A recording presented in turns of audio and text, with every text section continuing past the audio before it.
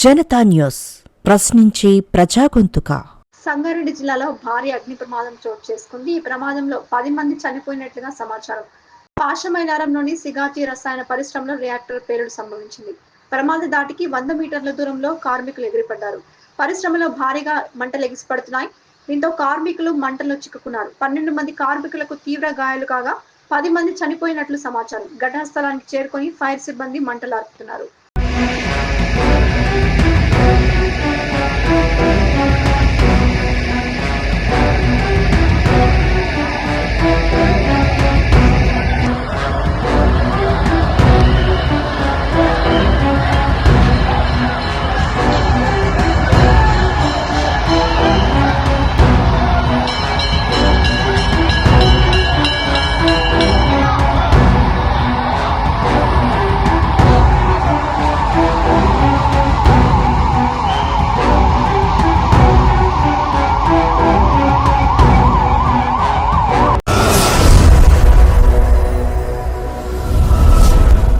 Janata news ప్రశ్నించే ప్రజాగొంతుక.